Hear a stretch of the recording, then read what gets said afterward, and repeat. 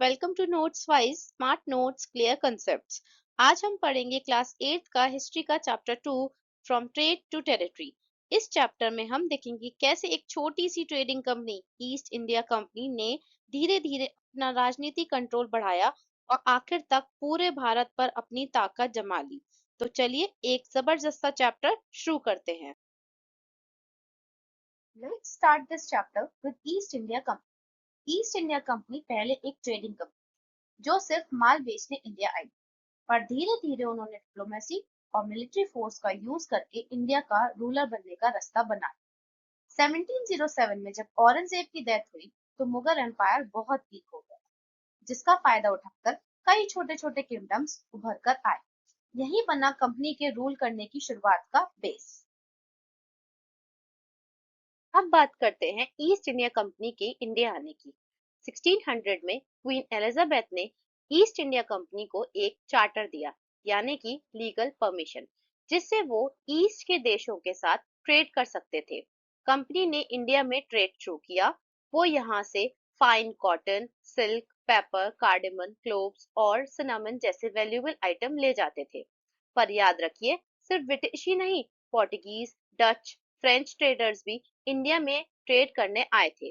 सभी अपने अपने फायदे के लिए यहाँ एक दूसरे से compete करते रहते थे। अब सोचिए, जब इंडिया में इतने सारे यूरोपियन ट्रेडर्स आ गए, ब्रिटिश, डच, फ्रेंच, पोर्चुगीज, तो क्या हुआ होगा? कंपटीशन तो होना ही था। सब कंपनीज एक दूसरे को हराने के लिए अलग अलग ट्रिक्स यूज करने लगी थी, जैसे कि प्राइस कम करना, अपना कंट्रोल बनाने के लिए बैटल्स लड़ना और ट्रेडिंग एरियाज में फोर्ट्स और स्ट्रॉन्ग पोस्ट्स बनाना। ये सब सिर्फ एक ही कारण से, इंडिया के ट्रेड पर पूरा कंट्रोल चाहिए था। ये कंपटीशन आगे जाकर ब्रिटिशर्स को सबसे ज्यादा पावरफुल बना गया। चलिए एक जबरदस्त फैक्ट जान लेते हैं। क्या आपको पता है कि वास्को डिगामा पहले यूरोपियन थे जो सी रूट से इंडिया आए थे? हाँ, 1498 में वास्को डिगामा ने इंडिया का समुद्री रास्ता डिस्कवर किया था। वो एक पोर्चुगीज एक्सप्लोरर थे। और कुछ अब इम्पोर्टेंट शब्द भी समझ लेते हैं। चार्टर, चार्टर का मतलब होता है एक लीगल ट्रेड लाइसेंस, जैसे क्वीन एलिजाबेथ ने ईस्ट इंडिया कंपनी को दिया था। फरमान, फरमान का मतलब होता है राजा का लिखित हुक्म, एक रॉयल ऑर्डर। ये छोटी छोटी बातें भी एग्जाम्स में काम आती हैं। अब बात करते हैं बंगाल की, जहां से ईस्ट इंडिया कंपनी ने अपना पहला स्ट्रॉन्ग बेस बनाया। 1651 में कंपनी ने अपनी पहली इंग्लिश फैक्ट्री बनाई हुगली नदी के किनारे, और धीरे धीरे ब्रिटिश मर्चेंट्स वहां सेटल होने लगे। उस समय के मुगल रूलर्स ने उन्हें टैक्स फ्री ट्रेड करने की परमिशन दे दी। कंपनी ने आसपास के गांव पर कंट्रोल ले लिया, जिसमें से एक था कलिकता, जिसे आज हम कोलकाता के नाम से जानते हैं। यही था ब्रिटिश राज का पहला कदम बंगाल। जब ईस्ट इंडिया कंपनी को बंगाल में फ्री टैक्स ट्रेड मिल गया था, तो उन्होंने उसका बहुत ज्यादा फायदा उठाना शुरू कर दिया था। कंपनी के ऑफिशियल्स ने अपनी पावर का मिसयूज किया, और ये बात बंगाल के नवाब को बिल्कुल पसंद नहीं आई। नवाब ने उनके अगेंस्ट कड़े एक्शन लेने की कोशिश की, लेकिन कंपनी बिल्कुल रेडी थी लड़ाई के लिए। और फिर हुआ एक historical turning point, battle of Plassey. ये एक छोटी सी लड़ाई थी, लेकिन इंडिया की हिस्ट्री में इसका इम्पैक्ट बहुत बड़ा था। अब बात करते हैं एक ऐसे बैटल की जिसने भारत की हिस्ट्री ही बदल दी, द बैटल ऑफ प्लासी, 1757। ये बैटल लड़ा गया बंगाल के नवाब सिराजुद्दीन उल्ला और ब्रिटिश ईस्ट इंडिया कंपनी के बीच। लेकिन ट्विस्ट ये था कि नवाब के खुद के कमांडर मीर जाफर ने कंपनी से मिलकर गद्दारी की। वो सीक्रेटली ब्रिटिश का साथ दे रहा था। रिजल्ट ये हुआ, सिराजुद्दीन उल्ला वॉर हार गए। ब्रिटिश ने जीतकर बंगाल में अपना कंट्रोल स्टैब्लिश कर लिया। ये सिर्फ एक बैटल नहीं थी, ये एक शुरुआत थी ब्रिटिश राज के एक्सपेंशन की। बैटल ऑफ प्लासी के बाद कंपनी ने बंगाल का ट्रेड और रेवेन्यू कंट्रोल कर लिया। मीर जाफर नवाब बना, लेकिन असली पावर ब्रिटिशर्स के पास ही थी। फिर 1764 में बैटल ऑफ बक्सर हुआ, जिसमें ब्रिटिशर्स ने मीर कासिम, शुजा उद दुल्ला और शाह आलम सेकंड को हरा दिया। इस जीत के बाद उन्हें मिला दीवानी राइट्स, मतलब बंगाल, बिहार और उड़ीसा का टैक्स कलेक्ट करने का लीगल राइट। अब कंपनी सिर्फ ट्रेडर नहीं, रियल रूलर्स बन चुकी थी। अब ब्रिटिश कंपनी सिर्फ बंगाल तक सीमित नहीं थी। अब उनका प्लान था पूरे इंडिया में अपने रूल एक्सपेंड करने का।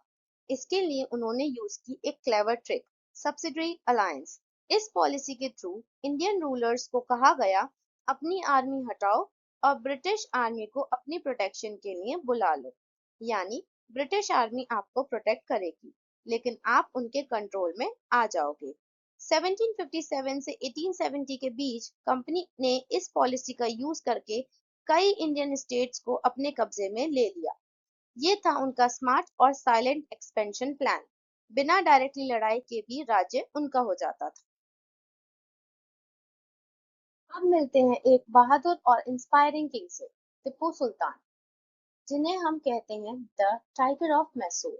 टिप्पू सुल्तान ने ब्रिटिश कंपनी के खिलाफ कई सालों तक जंग लड़ी। उन्होंने अपने रीजन मलाबार का स्पाइस ट्रेड प्रोटेक्ट किया, जो ब्रिटिशर्स के लिए काफी इंपॉर्टेंट था। उनका लक्ष्य था ब्रिटिशर्स को अपने एरिया से दूर रखना। उन्होंने 4 एंग्लो मैसूर वॉर लड़े और 1799 में फोर्थ एंग्लो मैसूर वॉर में टिप्पू सुल्तान ने जंग के मैदान में शहीद होकर वीरता की मिसाल बनाई। वो सिर्फ एक राजा नहीं थे, वो एक फाइटर थे जो अपने राज्य के लिए आखिरी सांस तक लड़े। ब्रिटिश कंपनी ने मराठास के साथ 3 वॉर्स लड़े, जिन्हें हम कहते हैं थ्री एंग्लो मराठा वॉर्स। पहला वॉर 1775 से 1782 तक हुआ, जिसमें ब्रिटिशर्स हार गए। दूसरा वॉर 1803 से 1805 तक हुआ, जिसमें ब्रिटिशर्स ने कुछ इंपॉर्टेंट एरियाज जीत लिए। तीसरा और आखिरी वॉर 1817 से 1818 तक चला, मराठास का एम्पायर जिसमें पूरा खत्म हो गया। इसके बाद ब्रिटिशर्स ने दिल्ली और सेंट्रल इंडिया को भी अपने कंट्रोल में ले लिया। अब बात करते हैं एक और क्लेवर पॉलिसी की, डॉक्ट्राइन ऑफ लैप्स। इस रूल को इंट्रोड्यूस किया था लॉर्ड डलहौसी ने। इसके अकॉर्डिंग अगर किसी इंडियन रूलर का अपना बेटा या मेल हेयर नहीं होता है, तो उसका किंगडम ब्रिटिश कंपनी के कंट्रोल में चला जाता था। ये एक साइलेंट वे था किंगडम्स को अनेक्स्ट करने का, बिना लड़ाई के। इस पॉलिसी से ब्रिटिश ने सतारा, झांसी, नागपुर जैसे इंपॉर्टेंट स्टेट्स पर कब्जा कर लिया। ब्रिटिश कंपनी ने जब ज्यादा एरिया पर कंट्रोल ले लिया, तो उन्हें चाहिए था एक स्ट्रॉन्ग एडमिनिस्ट्रेटिव सिस्टम। इस काम की शुरुआत की वैरेन हेस्टिंग ने। उन्होंने ब्रिटिश टेरिटरीज को प्रेसिडेंसीज में डिवाइड किया, जैसे Bengal presidency, Madras presidency etcetera. British ने एक नया जस्टिस सिस्टम भी इंट्रोड्यूस किया, जिसमें सिविल कोर्ट्स और क्रिमिनल कोर्ट्स दोनों बनाए गए। ये सब चेंजेस इसलिए किए गए ताकि ब्रिटिश रूल को स्ट्रॉन्ग और परमानेंट बनाया जा सके। ब्रिटिश कंपनी ने सिर्फ एडमिनिस्ट्रेशन ही नहीं, बल्कि अपनी खुद की आर्मी भी बनाई, जिसे हम कहते हैं कंपनी आर्मी। पहले इंडिया में आर्मी मुगल स्टाइल की होती थी, लेकिन ब्रिटिश ने इसे यूरोपियन स्टाइल ट्रेनिंग देनी शुरू की। उन्होंने इंडियन फार्मर्स को और कॉमन लोगों को रिक्रूट किया और ट्रेनिंग देकर बनाया प्रोफेशनल सोल्जर्स, जिन्हें कहा गया स्पोय। यानी कंपनी की आर्मी में इंडियन ही लड़ रहे थे, लेकिन ब्रिटिश के लिए। चलिए एक फन फैक्ट जान लेते हैं। क्या आपको पता है सिपोए शब्द एक्चुअली आता है हमारे ही इंडियन वर्ड सिपाही से, जिसका मतलब होता है सोल्जर या फौजी। ब्रिटिश ईस्ट इंडिया कंपनी की आर्मी का नाम ही था स्पोए आर्मी, जिसमें ज्यादातर सोल्जर्स इंडियन ही होते थे, लेकिन कमांड ब्रिटिश ऑफिसर्स के पास होता था। तो सोचो, अपने ही लोग अपने ही देश में पर फॉरेन रूल के अंडर सर्व कर रहे थे। तो आज हमने पढ़ा कि कैसे ईस्ट इंडिया कंपनी, जो सिर्फ ट्रेड करने इंडिया आई थी, धीरे धीरे पूरे भारत पर रूल करने लगी। उन्होंने क्लेवर पॉलिसीज, वॉर्स, अलायंसेस और एक पावरफुल आर्मी का यूज किया और 1857 तक उनका कंट्रोल इंडिया के मेजॉरिटी पार्ट्स पर हो चुका था। स्टीम इंजन, मिलिट्री रिफॉर्म्स और पॉलिटिकल ट्रिक्स ने कंपनी को ट्रेडर से रूलर्स बना दिया था। ये चैप्टर हमें सिखाता है कि हिस्ट्री सिर्फ बैटल से ही नहीं, प्लानिंग और पॉलिसी से भी बनती है। Let's quickly revise some important words from this chapter. Charter, एक formal permission जिसे क्वीन एलिजाबेथ ने ईस्ट इंडिया कंपनी को दिया था ट्रेड करने के लिए। मर्सेटाइल, ट्रेड से रिलेटेड चीजें या बिजनेस सिस्टम। फरमान, राजा के द्वारा दिया गया लिखित हुक्म यानी रॉयल ऑर्डर। नवाब, एक लोकल इंडियन रूलर या किंग। सब्सिडरी अलायंस, ऐसी पॉलिसी जिसमें इंडियन किंग्स को अपनी आर्मी छोड़कर ब्रिटिश प्रोटेक्शन लेनी पड़ती थी। Doctrine of lapse, British policy, अगर किसी किंग का बेटा नहीं होता था तो उसका राज्य कंपनी ले लेती थी। ये सब टर्म्स एग्जाम्स के लिए बहुत इंपॉर्टेंट है। Let's quickly revise some important dates from this chapter in short timeline form.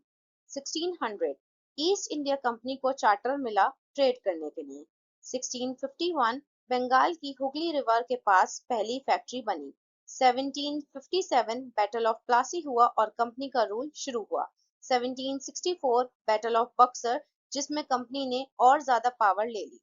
1799, Tipu सुल्तान शहीद हुए फोर्थ मैसूर वॉर में।